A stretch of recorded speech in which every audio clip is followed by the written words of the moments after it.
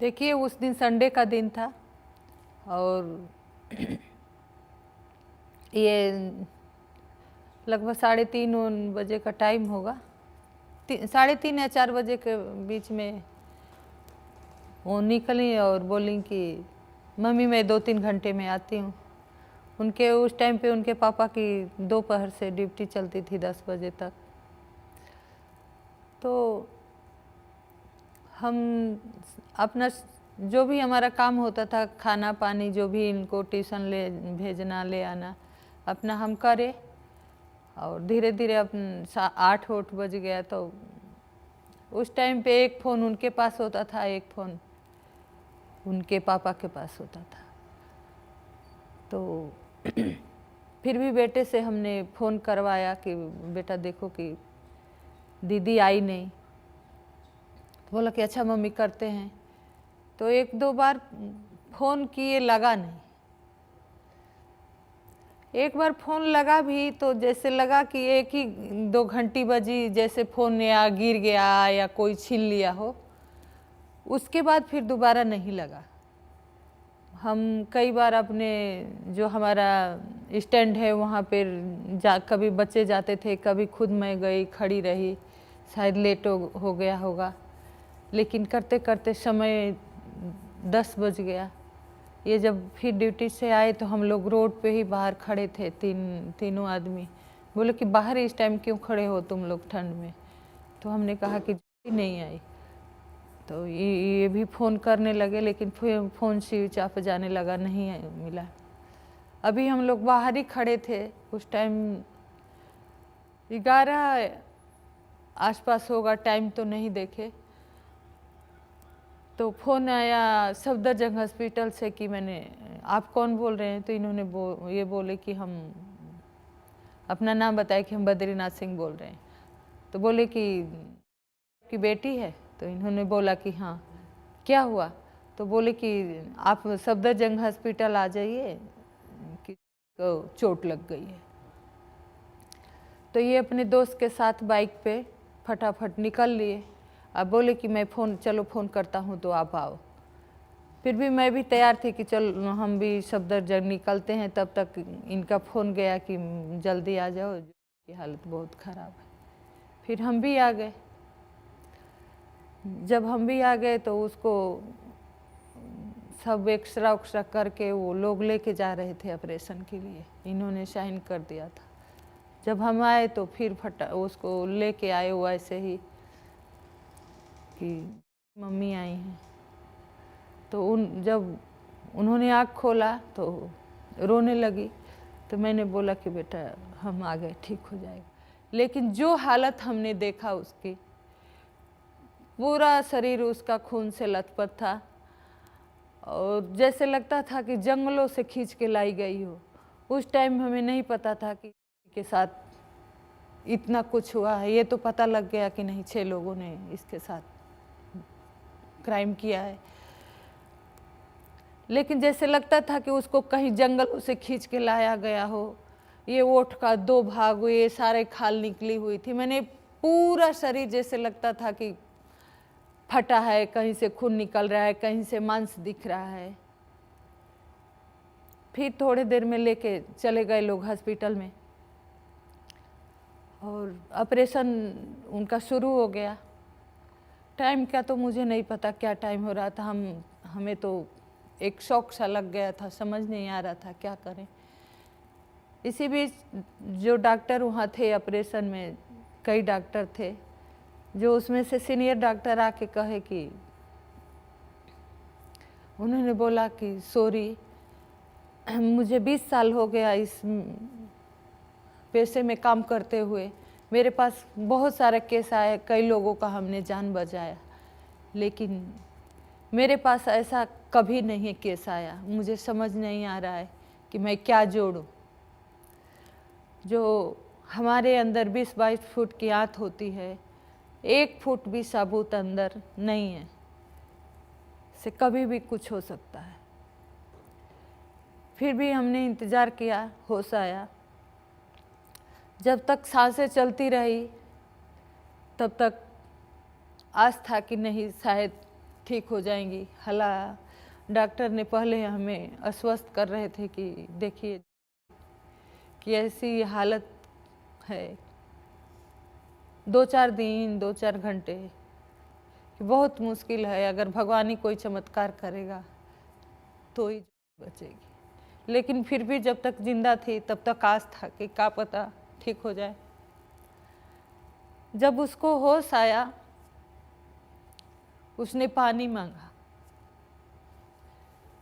डॉक्टरों ने मना कर दिया कि नहीं दे सकते पानी की, कोई सिस्टम ऐसा नहीं है कि जो हम इनको 1 चम्मच पानी दे सके। उन्होंने खाना भी कहा कि मम्मी मुझे भूख लगी है। एक बार तो उन्होंने ऐसा इशारा किया कि मैंने किसी चुपके से मुझे थोड़ा सा खिला दो, लेकिन मैं नहीं खिला पाई। मुझे हर वक्त ये तकलीफ रहती है, आज भी ये तकलीफ हमें जीने नहीं देती है कि बच्ची जिंदा तो थी जो भी 12 दिन 10 दिन, लेकिन इस दुनिया से एक बूंद पानी के लिए तरस गई। उससे भी बड़ा दुख हमें अब हो रहा है। जिस तरह से 2012 में लोग हमें नहीं जानते थे, उसको नहीं जानते थे, एक साथ सब लोगों ने आवाज़ उठाई, देश दुनिया में प्रदर्शन हुआ, लगा सारे चीज़ें बदल जाएगी। हमें भी लगा कि नहीं अब ऐसा कुछ नहीं होगा। मुझे नहीं उस टाइम पता चल रहा था कि बाहर क्या हो रहा है, हम तो यही सोच रहे थे कि नहीं किसी तरह बेटी ठीक हो जाए। तो एक दिन, क्योंकि हर दूसरे तीसरे दिन उनकी जो सर्जरी हुई थी, ओपन सर्जरी थी, मैंने हर दूसरे तीसरे दिन पता नहीं ऑपरेशन होता था, क्या होता था, धुलाई होती थी।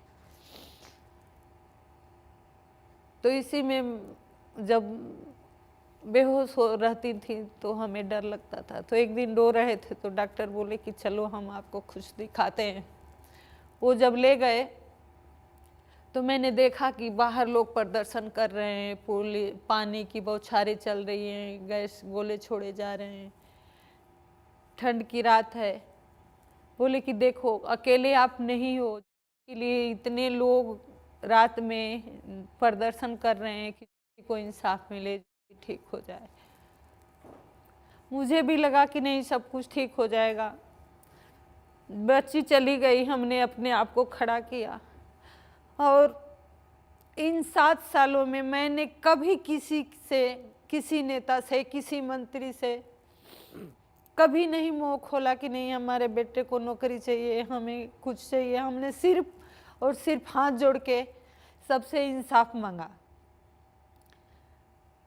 लेकिन इन 7 सालों में जब तक केसें अदालतों में थी, लोअर कोर्ट में था, हाई कोर्ट में था, तो सोचती थी चलो हाई कोर्ट में है, हाई कोर्ट में आ गया, सुप्रीम कोर्ट में भी आ गया, सुप्रीम कोर्ट में फैसला आ गया, तो हमने कहा कि चलो सुप्रीम कोर्ट ने फांसी की सज़ा सुना दी, अब इंसाफ मिल जाएगा। फाइनली जब 2017 में सुप्रीम कोर्ट से केस निकल गई, उनकी रिव्यू 18 में खारिज हो गई।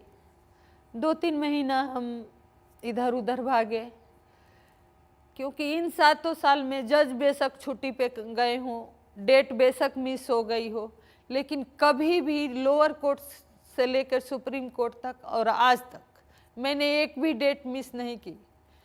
इन 7 साल में मैंने घर परिवार से अलग होके इस केस को लड़ा, किसी के शादी में, किसी के फंक्शन में नहीं गई। मुझे कानून पे विश्वास था कि नहीं, जिस तरह से बच्ची के साथ क्राइम हुआ है उस तरह से हमें इंसाफ ज़रूर मिलेगा। फाइनली जब उनकी रिव्यू खारिज हो गई, किसी ने कुछ नहीं कहा, मैं कई जगह गई, लेटर दी, दिल्ली सरकार में गई, केंद्र सरकार में लेटर लगाई, जब कहीं से मुझे कोई सहारा नहीं मिला, फिर हमने 2018 दिसंबर में ही पटियाला कोर्ट में एप्लीकेशन लगा दिया। 6 महीना इसी तरह कोर्ट में भागती रही, दौड़ती रही, दोनों वकीलों के साथ। सीमा कुशवाहा हैं और जितेंद्र सरझा हैं, दोनों वकील हमारे साथ जाते आते रहे। कभी जज छुट्टी पे थे, कभी 3-3 महीने कोर्ट ही नहीं लगती थी।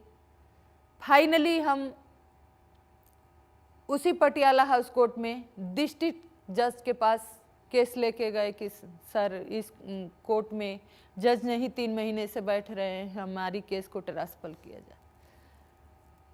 डिस्ट्रिक्ट जज ने फौरन 2-3 दिन में ट्रांसफर कर दिया और जिस कोर्ट में अभी केस चल रही है उसमें आ गया।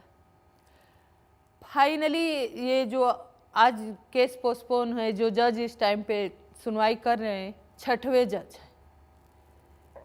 लेकिन मैंने कभी नहीं सोचा था कि जिन लोगों ने बेटी के साथ क्राइम किया, जो लोग अपराधी हैं, उनको फांसी की सज़ा मिली हुई है और उनके वकीलों द्वारा हमें इतना जलील होना पड़ेगा, उनके परिवारों द्वारा हमें इतना जलील होना पड़ेगा कि नहीं, वो हमें जगह जगह गाली दे रहे हैं, बदनाम कर रहे हैं कि हमें फंड मिलता है, पॉलिटिक्स मदद करती है। मुझे कभी नहीं सोचा था कि मुझे अपने सिस्टम से, अपने ही देश में, अपने ही सरकारों के बीच में हमें इतना जलील होना पड़ेगा। आज आप देख रहे होंगे इस चैनल, आज तक चैनल में ही मैं अभी हूँ, और आप देख रहे होंगे कि किस तरह से जब फांसी पोस्टपोन हुई तो किस तरह से खुशियाँ मना रहे हैं, किस तरह से दोनों हाथ उठा के विक्टिम दिखा रहे हैं कि हम जीत गए। लेकिन मैं क्या कहूँ, अपने ही सज़ा सुनाई हुई हमारे अदालतों ने। मैं यही जानना चाहती हूँ कि आखिर इतना विलंब क्यों। खासकर जब कोर्ट में सुनवाई होती है, जो वो भी इस टाइम पे, पहले भी सुप्रीम कोर्ट में सुनवाई होती थी, बहस 9 महीना ट्रायल चला, बहुत उल्टा सीधा बोलते थे नॉर्मल केस है,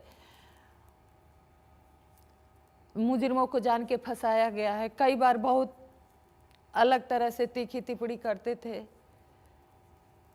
तो तकलीफ होती थी। तब यही लगता था कि शायद जो क्राइम होता है, रेप बलात्कार एक बार नहीं होता है, बार बार होता है, कोर्ट में होता है, समाज में होता है, घर में होता है, क्योंकि बार बार हमें प्रूफ करना पड़ता है कि नहीं हमारे बच्चे के साथ हो रहा है। आज भी मैं प्रूफ ही तो कर रही हूँ, आज भी मैं इस आज तक के चैनल के माध्यम से आप सब लोगों को यही तो बता रही हूँ कि नहीं के साथ ऐसा हुआ था, उन्होंने ऐसा किया था, उसको इतना बर्बरता करी थी, उसको ठंडी के मौसम में नंगे फेंक दिए थे, उसके जो भी सिस्टम था उसको निकाल के बाहर फेंक दिया। आज भी तो मैं प्रूफ कर रही हूँ। खासकर इन दौरान मुझे इतना मुझे टॉर्चर किया गया, इतना मुझे जलील किया गया कि कोर्ट में ही मुझे चैलेंज कर दिया गया कि मैं अनंत काल तक ये फांसी नहीं होने दूंगा।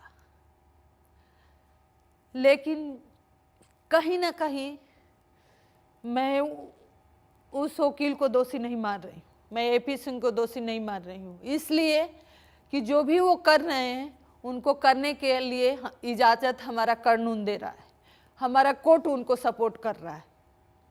क्योंकि अगर हमारे कानून में इतना लॉ होल्स नहीं होते तो इतना फ़ायदा क्यों उठाते। लोअर कोर्ट में भी हुआ था, हाई कोर्ट में भी हुआ था, पटियाला कोर्ट में भी हुआ था। जब हमने अब पटिशन लगाई तो वो आए थे, तभी हमारा सामना हुआ था। जब दिसंबर में जब पहला डेट वारंट जारी हुआ तो 18 दिसंबर का दिन था, उस दिन भी उनको वीडियो कॉन्फ्रेंसिंग कराई गई उनके वकीलों के सामने। वो वीडियो कॉन्फ्रेंसिंग के सामने चारों थे और जज साहब ने बताया कि आपका डेट वारंट जारी होने वाला है, जो भी ये टाइम है आपका, आप रेमेडी इस्तेमाल कर लो। लेकिन उन्होंने नहीं किया। फाइनली पहला डेट वारंट जारी हो गया 7 जनवरी को। इसके बाद से तो समझिए कि असली लड़ाई शुरू हो गई। फांसी तो हो गई थी, लेकिन ये 7 साल चुपचाप इसलिए बैठे थे कि फांसी तो हो गई है, होनी तो है नहीं, क्योंकि हमारा कानून ऐसा है। फाइनली लड़ाई जब डेट वारंट पहला जारी हुआ, शुरू हो गई। जैसे ही डेथ वारंट जारी हुआ, उन्होंने हाई कोर्ट में चैलेंज कर दिया। हाई कोर्ट ने स्टे तो नहीं लगाया, लेकिन यहाँ पे फांसी पोस्टपोन हो गई। पहली फांसी पोस्टपोन इसलिए हुई कि उनकी रेमडी बाकी है, दूसरी भी हुई कि उनकी रेमडी बाकी है, लेकिन इन दौरान उन्होंने एक एक करके डाला और बार बार फांसी को पोस्टपोन किया। तीसरा डेथ वारंट जारी हो गया तो मुझे लगा कि नहीं, हाई कोर्ट ने डायरेक्शन किया है कि 1 हफ्ते में वो अपना जो भी रेमडी है पूरा कर लें और उनको फांसी हो जाएगी। तो हमें उम्मीद लगी कि नहीं, अब 3 मार्च को फांसी हो गया। कोर्ट सब कुछ देख रहा है।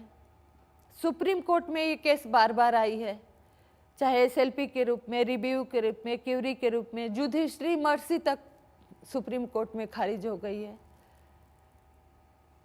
लेकिन मुझे हैरानी इस बात की है, किस बात का इंतजार है, बार बार फांसी पोस्टपोन हो रही है। 7 साल पहले घटना हुई, बेटी की जान चली गई, लेकिन वहीं से क्राइम खत्म तो नहीं हुआ। हजारों बच्चियों के साथ रेप बलात्कार हुआ, सैकड़ों बच्चियां मारी गई, जिंदा जलाई गई, यहाँ तक कि केस हुआ। मेरे पास 1-2 केस है जिस लड़की के साथ क्राइम हुआ उसको ये बोला गया कि आवाज़ उठाओगी तो निर्भया की तरह कर देंगे, लेकिन आज उनको सज़ा हुई होती तो ये भी समाज में एक संदेश गया होता कि नहीं, अगर हम किसी के साथ गलत करेंगे तो निर्भया के मुजरिमों जैसे सज़ा होगी। आज जो फांसी पोस्टपोन हो रही हैं वो इंजॉय करते हैं, ये उनको टाइम मिलता है कि नहीं जो भी रेमडी है पूरा करिए, लेकिन जब वो रेमडी 1 दिन टाइम रहता है तो डालते हैं और उनका एक्सेप्ट हो जाता है। आज सुबह जब हम गए तो लगा कि नहीं, सुप्रीम कोर्ट में सबसे पहले उनकी क्यूरी खारिज हो गई। एक बार पटियाला कोर्ट हाउस ने उनकी अपील भी खारिज कर दी, फिर पता लगा कि उन्होंने वो मर्सी डाल दिया और शाम को पोस्टपोन हो गए। तो दुख होता है मैम कि हम दिल्ली में रहते हैं। दिल्ली में मैंने कंटिन्यू लड़ाई लड़ी, 7 साल से लड़ रही हूँ। मुझे कानून का सहारा दिया गया, मैंने बड़ा धैर्य के साथ इस लड़ाई को लड़ी 7 साल। जितना समय हम इस संघर्ष में दी उतना हम अपने बच्चों में भी नहीं दिया, लेकिन फाइनली जब पहला डेथ वारंट जारी हुआ तो मुझे तसल्ली हुई कि नहीं, लगा कि अब हमारा संघर्ष खत्म हो गया। लेकिन नहीं, जिस तरह से फांसी पोस्टपोन होती है, जिस तरह से वो एंजॉय करते हैं, इन 7 साल में कभी हम उनके परिवार वालों को कभी कुछ नहीं कहा, कभी तू तक नहीं बोली मैं।